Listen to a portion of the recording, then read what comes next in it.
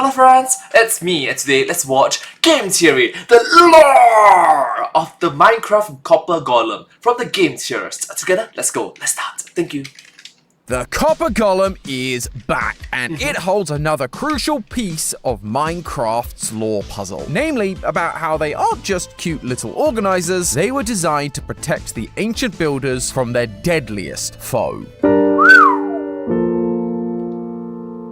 Hello Internet! Welcome to Game Theory, the show that likes to keep things organized, especially when it comes to Minecraft. You can... Hello Internet, welcome to Game Theory. Let's start. Accumulate so much stuff in this game, from lore-breaking elytra to just straight-up dirt for building. My brother and I would spend hours trying to organize our chests, label them, and make sure we could access everything. But it always ate into our adventure time, and neither of us were particularly good at redstone, so we'd always hoped that there would be an easier way to organize our stuff. And now, in 2025, our prayers have finally been answered in the form of a new mob, the Copper Golem. Well, I say new. This little guy has actually been waiting in the wings for some time now. Originally revealed to us back in 2021 during the Which was 4 years ago. mob vote as one of the mobs that people could vote for. Sadly though, the LA won, and so the Copper Golem was banished to the Shadow Realm like every other vote loser that came before. Until it wasn't, because now Mojang has released an update that is all about copper. It's called the Copper Age Update, and it lets us use copper for more than just decoration. We have copper weapons, copper tools, copper armor, and a bunch more copper objects. But the Copper Golem is the star of the show, organizing your items from their copper chests into regular ones, meaning you'll never have to waste time organizing ever again. But while it's great to introduce a passive mob that actually does something useful, doing it, that isn't actually what I'm most interested in. I want to see whether this Copper Golem can not only organize my inventory, but also the strange and mysterious lore within the game. We've been crafting the ancient lore of Minecraft through abandoned structures, items, and most importantly, mobs. All of these things hold secrets that give us insight into the overworld that we explore as Steve. And good news, theorists, the Copper Golem is no different. This little helper gives us greater insight into the lives of the ancient builder race that once walked the overworld. And spoiler alert, these things are way more important to the ancient builder's survival than their small stature would lead you to believe, especially against their deadliest foe. So consider me your Copper Golem today, theorists, as we continue to organize the hidden lore of Minecraft. Going into this, there's Let's begin. Let's start. actually very little else surrounding the Copper Golem other than what we've already talked about. Its organizing skill. It doesn't spawn naturally anywhere, and you can't exactly find it in chests in and around the map, which means our usual methods of pinpointing the lore are out the window. Instead, we need to dig a little deeper, starting with the fact that Mojang added it to an update called the Copper Age, along with a bunch more copper-based items like armor and weapons. You see, the Copper Age isn't just a fun name, it's a real historical period in our own history that spanned between 6,500 BC to roughly 3000 BC. So we're looking pretty far back in terms of timelines. It was called the Copper Age due to the increasing use of smelted copper across the globe, although it's not really talked about because it's more often seen as a transitional period between the Neolithic Age and the Bronze Age, rather than it being a specifically unique age on its own. And that's kind of because the Bronze Age also relied heavily on copper. Bronze is just copper combined with other metals like tin to make an alloy. However, what's most interesting about the Bronze Age isn't the materials used, but the lack of understanding that we have about its end. See, nobody has any real idea why the Bronze Age collapsed. There are theories, history theories, one of them being But hey, that's just a theory, a history theory. Thanks for watching. Thank you so much. that there's a group of mysterious sea people that came and attacked Egypt and the Eastern Mediterranean, destroying cities and wiping out whole civilizations, leaving their cities completely abandoned. If you're a fan of this channel, you're probably starting to put the pieces of this theory house together. And if you're not, hey, welcome. Why not hit that subscribe button while you're here? Any chance you can click it before I mine out this next piece of lore? Okay, let's subscribe. Thank you. Just go. Oh, almost there. And wait, no, no, not that button. New Theoryware in collaboration with Playtime Co. Want to feel the warm embrace of a cuddly friend all day? Try our ultra soft arcade hoodie. The message. Or if you're playing outside, try our secret pixel shirt with awesome, patent-pending UV technology that brings the smiling critters to life and full color when you stand out in the sun. If that's not enough, you can now carry a smiling critter with you everywhere thanks to our fan kit with catnap enamel pin, dog day shoe charm, and our legally distinct portable pet keychain. Swap out which smiling critter you take with you to fit your mood. That and more available now at Theoryverse.store. All orders also come with a free Huggy Wuggy sticker, so get yours today. What's the time? Well, I hope you're pleased with yourself. Fortunately, there's no chance of hugging. Alright, that was quite lore rich, lore deep. Getting me in Minecraft.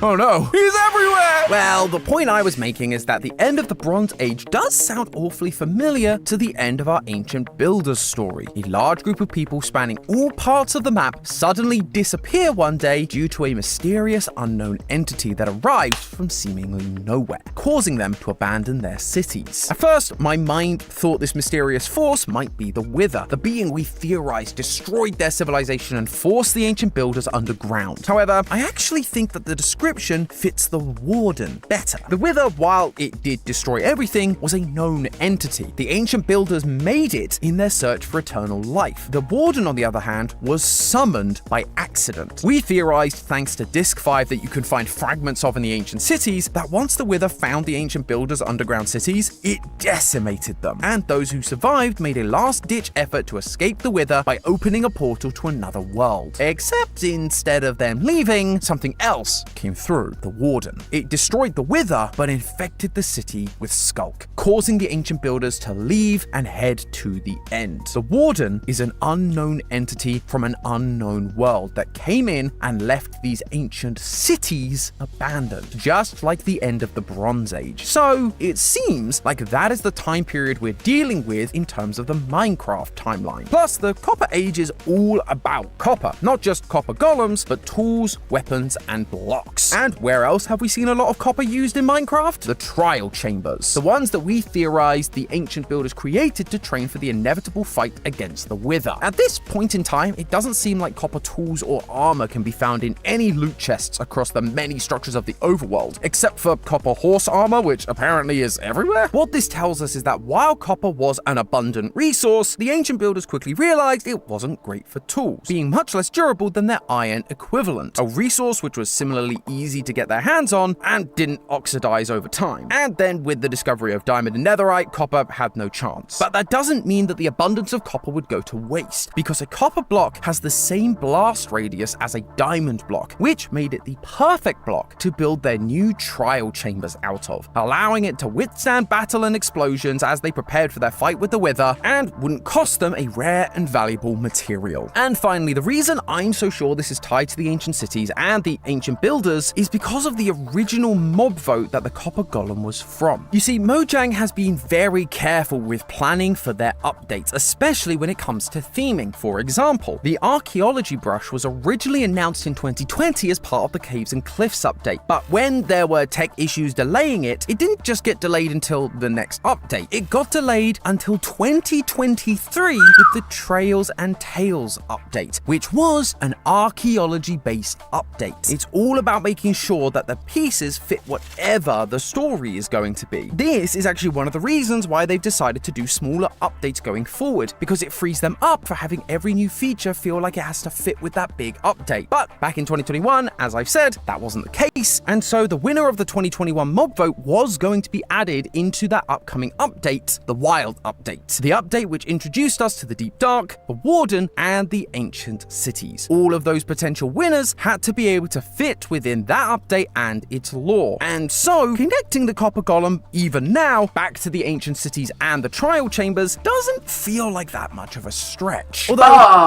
But it's granted that the voting wasn't rigged.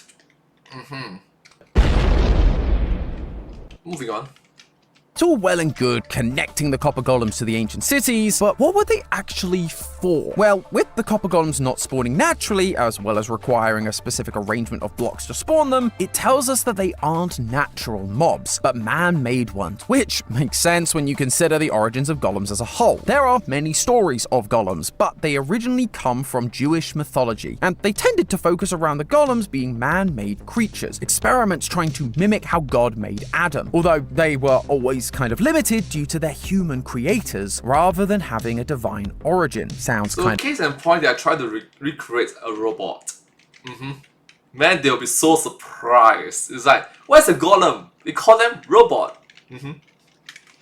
of familiar. The idea that the ancient builders can create golems is well established. In Minecraft Legends, the hosts, who are essentially the gods of the overworld, task you with defending the overworld from the piglins. To do so, they give you the flames of creation, which gave the ancient builders the ability to make golems using raw materials and lapis lazuli, only for the ancient builders to later take this idea of creation and make their own mobs like the Wither, which massively backfired. But the point is, ancient builders have been shown to create golems and continue experimenting with the ability to give life in the future. In fact, concept art for the plank and cobblestone golem in Legends show pumpkins being placed on the raw material, just like the iron and copper golems. Maybe there's a chance that this was something the ancient builders tried to do once the flames of creation were taken away from them. How these pumpkins are able to give life is probably a theory for another day, but if the copper golems are tied to the ancient cities and made by the ancient builders, is that a hint to another?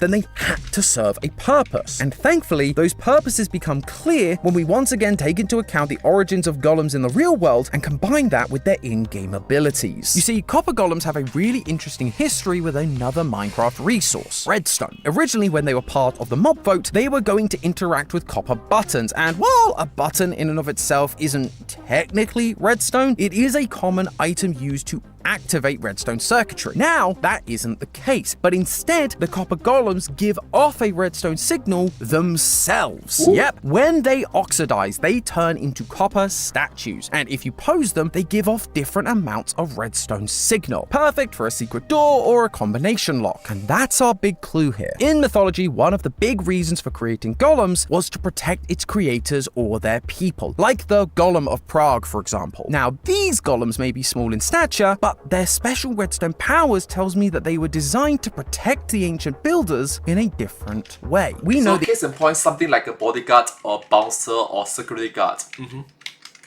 The ancient builders had a knack with redstone. We see a bunch of their different experiments underneath the ancient cities, experiments that all focus on redstone signal strength. So why not create a creature that, when it ages, becomes a method of locking or opening your super secret underground hideout, like a protector of your base that you can customize using different signal strengths. Or, and what I think is probably more likely, these could have been used as timed activators for those experiments underneath the city. We've theorized in the past that those experiments were leading to the activation of the giant portal found in the middle of the city, the one that the warden comes from. But it could be risky to be that close to something so untested. So why not have the copper golems be your literal activation? Put them in place, block off their movements, let them age, turn them into statues, give off a redstone signal, and bam! Your portal is activated and the golems have protected you from anything that might have happened if you were too close by. Obviously, this isn't how things went down in the end. Before they even had a chance to put this plan into motion, the Wither found them. And if they wanted to activate the portal, they had to do it themselves without any protection. There wasn't time to set a copper golem and let it age. But then the warden came out of the portal, which presented a different problem for the builders. If the warden hears so much as a footstep, it attacks whoever is responsible. Suddenly, the ancient city, their fortress, is unsafe. No one can move. They even try putting carpets down to silence their steps, but that isn't a full solution. And the ancient builders have no way of getting around, getting to their resources and their food supplies. But this is where the copper golems come in once again. The second and most common reason golems were built in mythology was for servitude, to help those who made them, and that is why I think the copper golem has gone from a redstone button pusher to an item organizer. It was proving too dangerous for the builders to walk around the ancient cities to gather supplies or even collect their stuff after the carnage, but the copper golems could do exactly that. They could go from room to room collecting collecting items to bring back to the chests in the ancient builders' hiding places, once again protecting them from the wrath of an all-powerful being. But sadly, that didn't go as planned either. Just the mere act of opening a chest would summon the Warden, and as the copper golem continued to walk around, the Warden would find it and destroy it with a single hit. To begin with, this wouldn't be the end of the world. It's what they were being built for, and better them than one of your builder buddies. But their abundant supplies of copper would eventually dry up, and without being able to go and collect more, the numbers of golems began to dwindle. And so once again, they were left desperate without food or supplies. Another one of their creations had failed them. Granted, this one didn't try to kill them, but what good is it if it can't help you against the real threats? And so the ancient builders left the ancient city forever, creating strongholds and eventually leaving for the end. Any copper golems that remained would eventually be picked off by the Warden, leaving no trace of them in these underground cities. The golems we now build are here as a reminder for us. Just like the golems in the original myths, the idea that power without wisdom leads to absolute destruction.